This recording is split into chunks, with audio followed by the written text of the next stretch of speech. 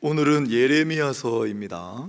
구약성경 1081페이지 예레미야서 20장 1절, 37장 13절 두 군데 본문을 제가 읽도록 하겠습니다. 예레미야 20장 1절부터 제가 읽겠습니다.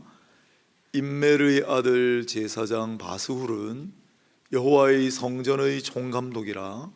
그가 예레미야의 이 일 예언함을 들은지라. 37장 13절 베냐민 문에 이른즉 하나냐의 손자요 셀레미야의 아들인 이리야라 이름하는 문지기의 우두머리가 선지자 예레미야를 붙잡아 이르되 네가 갈대아인에게 항복하려 하는도다. 아멘.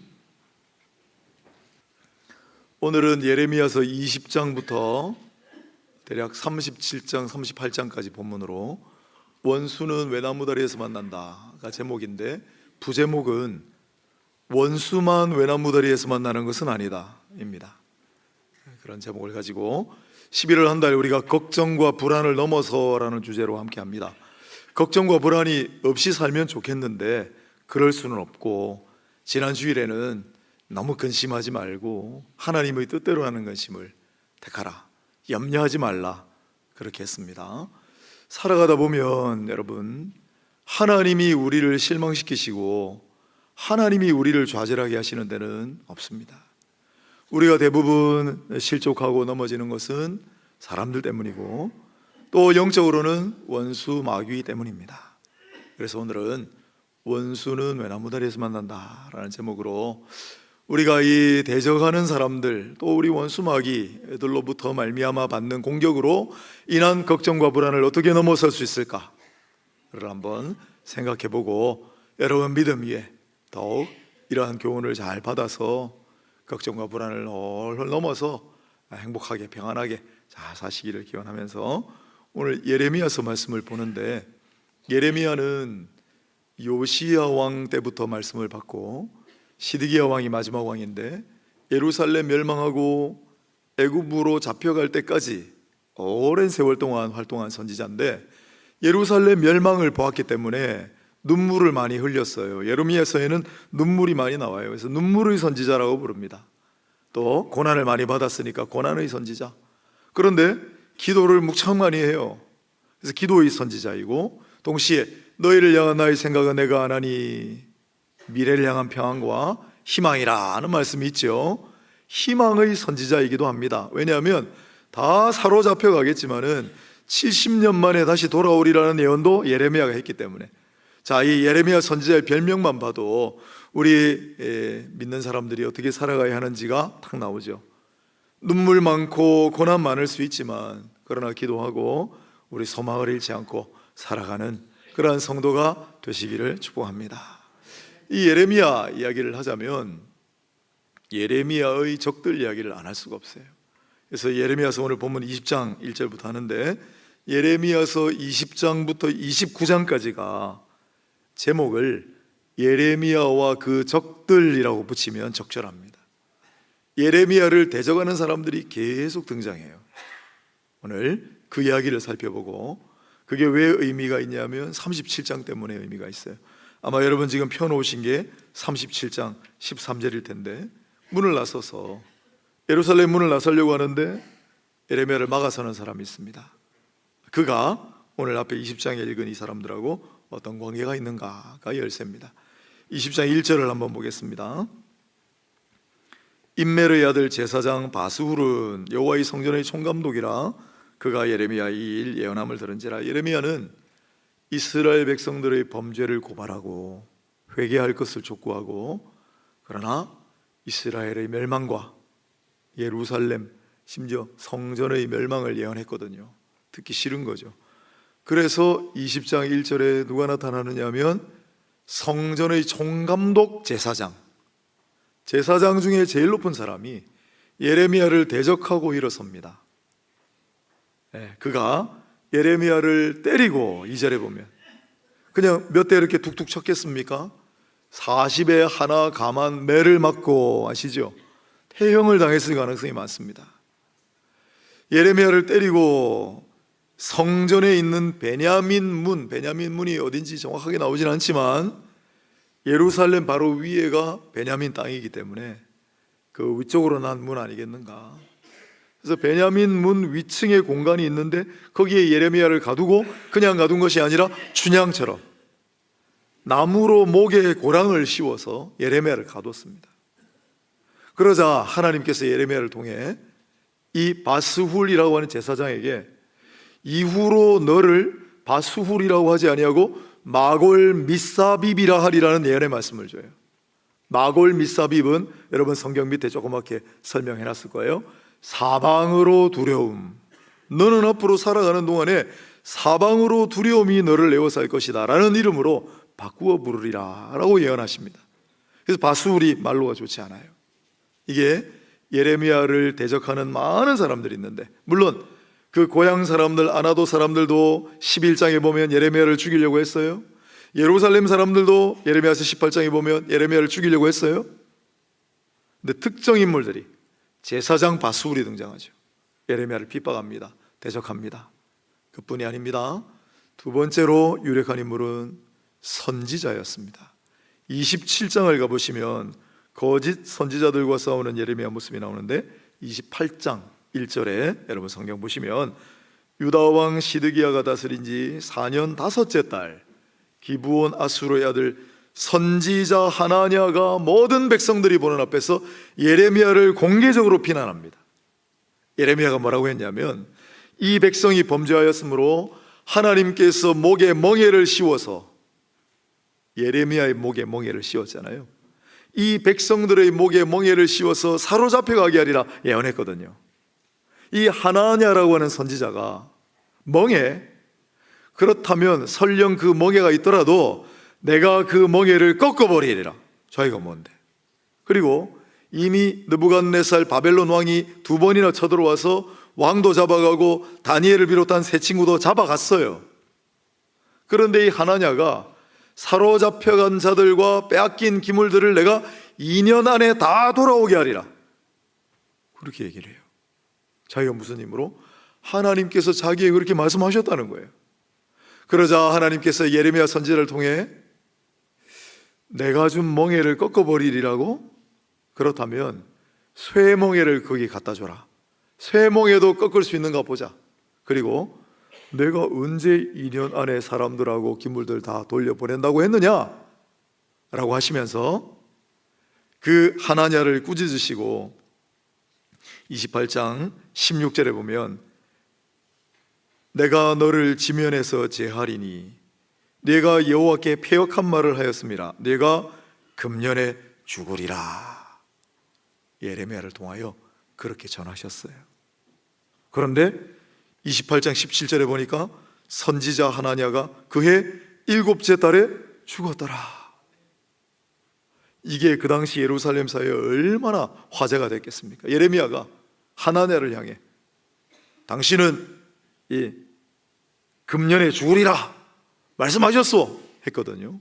그런데 앞에 이 하나냐가 참남된 말을 했던 게 4년 5째 달이라고 그랬거든요, 시드기야 왕.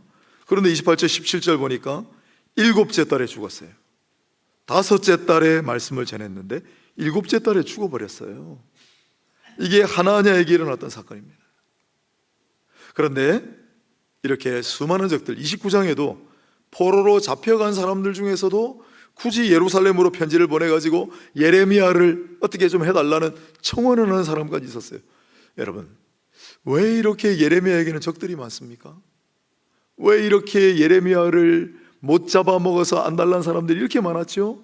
왜 이렇게 예레미야를 못 죽여서 안달난 사람들이 이렇게 많았을까요? 예레미야는 하나님의 손에 붙들린 능력의 사람이었기 때문에 우리도 마찬가지입니다. 이게 살아가다 보면 우리에게도 대적하는 사람들, 원수 마귀의 존재가 등장합니다. 그렇지 않습니까? 그런데 유독 대적하는 사람들이 많고 원수 마귀가 나를 괴롭히고 침노하는 사람들은 그만큼 하나님의 은혜를 많이 받은 사람들이고 그만큼 하나님의 손에 붙들린 사람들이에요. 원수 마귀는, 대적하는 사람들은 어떻게든지 하나님의 사람을 엎어 넘어뜨리려고 하기 때문에. 그러니 사랑하는 여러분, 우리가 신앙생활하면 아무런 대적하는 사람도 없고 원수 마귀도 아무도 덤비지 않으면 좋겠지만은 그런 일은 잘 생기지 않습니다. 우리가 담대하게 나가셔야 합니다. 내가 하나님의 손에 붙들린 사람이라 그렇게 되는구나. 그리고 예레미야처럼 말씀을 붙잡고 나가셔야 됩니다. 여러분, 예레미야가 이렇게 수많은 적들이 자신을 치고 자신의 목숨을 위협할 때 오직 하나님께서 자신에게 주신 그 말씀을 붙잡고 살았을 거예요. 그 말씀이 어떤 말씀이냐면 예레미야서 1장 18절로 19절 말씀인데, 하나님께서 예레미야에게 이렇게 말씀하셨다고요. 수많은 적들이 너를 침노할지라도 내가 너를 견고한 쇠 기둥과 노성벽이 되게 하리라. 생각해 보세요. 쇠로 된 기둥입니다. 노스로 만든 성벽입니다. 어떤 불화살이 와도, 어떤 공격이 와도 끄떡 없어요. 흔들리지 않아요. 내가 너를 견고한 쇠기둥과 노성벽이 되게 하리라. 아마도 예레미야는 자신을 핍박하고 대적하는 수많은 사람들 앞에서 마음이 흔들렸겠지요. 힘들었겠지요. 그러나 하나님 주신 이 말씀, 나를 견고한 쇠기둥 노성벽으로 삼아주리라는 이 말씀을 붙들고 아마 참고 견뎌내며 나갔을 거예요. 다윗도 마찬가지예요. 다윗에게 얼마나 적들이 많았습니까? 심지어 자기 장인어른도 자기를 죽이려고 했는데, 그런데 다윗이 시편 2편에 이런 얘기합니다. 철장 권세를 내게 주셨으니, 쇠로 된 지팡이. 그래서 다윗도 그런 마음을 가지고 시편 3편 6절에 보면 천만인이 나를 애워사 진친다 할지라도 나는 두려워하지 아니하리라. 시편 27편 3절에 보면 군대가 나를 대하여 진을 치고 전쟁이 나를 칠지라도 나는 태어나리로다. 왜요? 하나님이 나를 견고한 쇠기둥 노성벽과 같이 만들어주시고 나에게 철장 권세를 주셨다는 믿음이 있었기 때문에요. 살아가다 보면 대적들이 있습니다. 왜 이렇게 괴롭히는 사람들이 많습니까? 원수 마귀가 나를 대적할 때 얼마나 많습니까? 많이 있을수록 그렇게 생각하셔야 돼요. 내가 하나님 은혜를 많이 받았나 보다. 하나님이 나를 위하여 하실 일들이 많은가 보다. 그러니까 그렇게 많은 대적들이 붙고 많은 원수 마귀가 붙는 겁니다. 그럴 때 힘들고 어려우면 이 말씀을 붙들고 기도하십시오. 하나님 앞에 간절한 마음으로 기도하실 때 하나님께서 이 마음을 주신다면 나에게 철장 권세를 주시고 나를 견고한 쇠기둥과 노성벽으로 삼아주실 줄로 믿습니다 하고 어떠한 불화살도 담대하게 견뎌내고 굳건하게 서서 흔들리지 말고 나가시는 모두가 되시기를 바랍니다.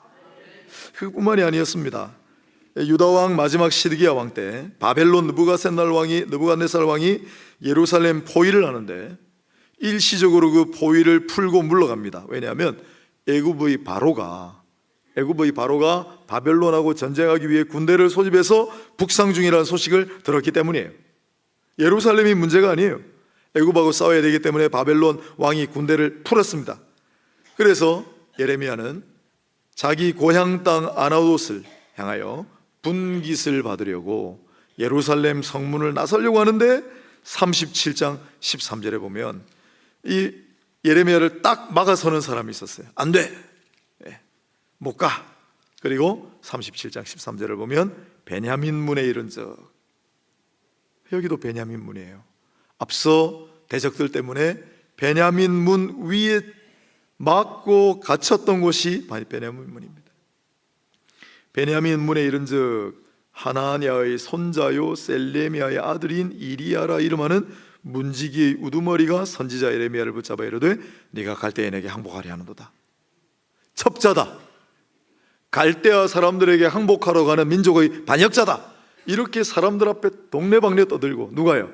이리야라는 사람이. 그가 누구입니까?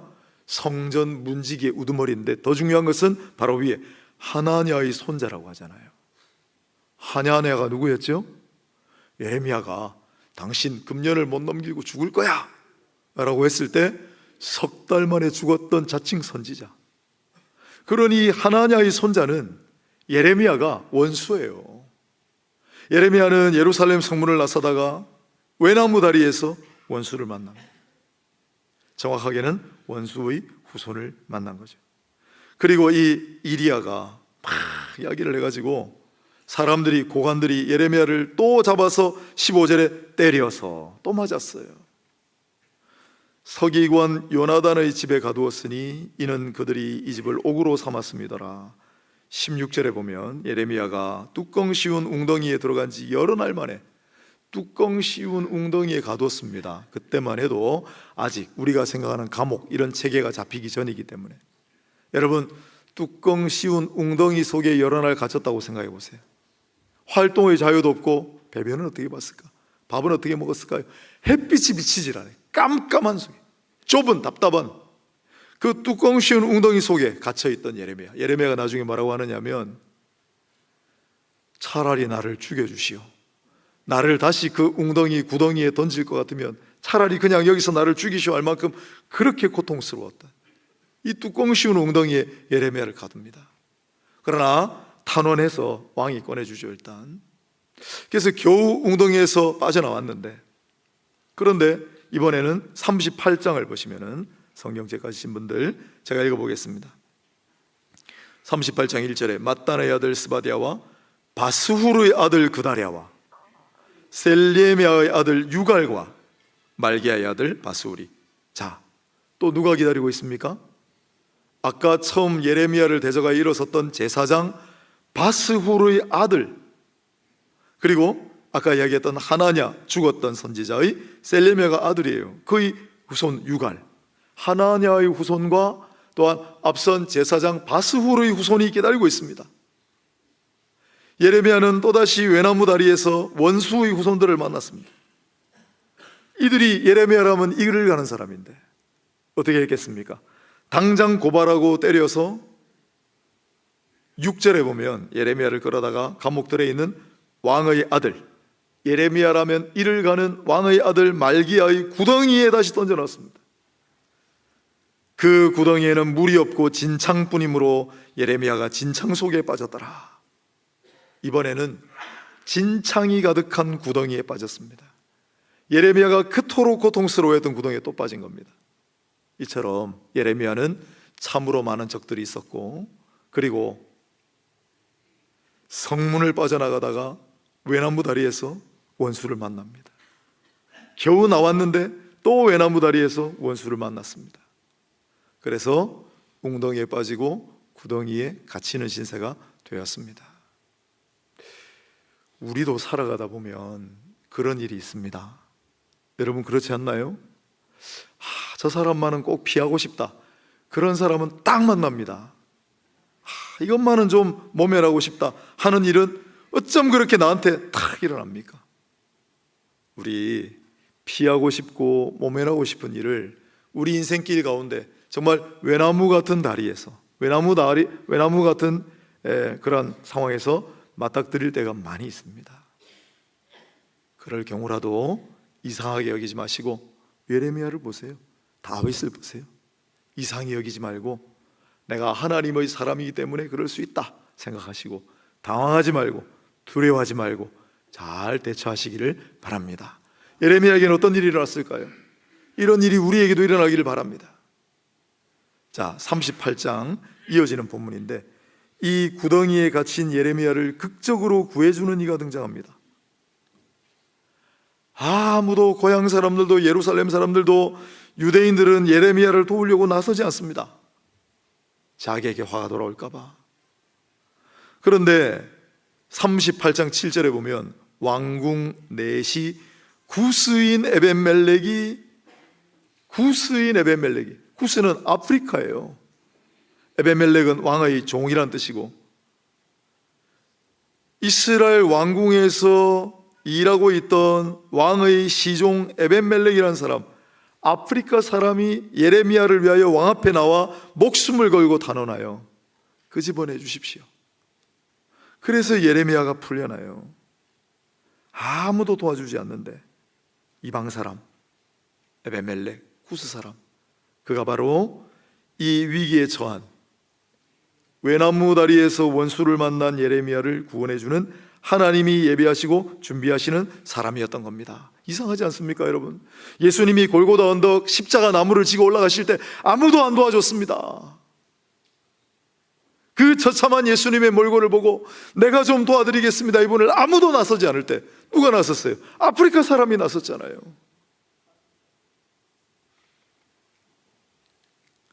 이와 같은 예가 예레미야에만 있지 않습니다.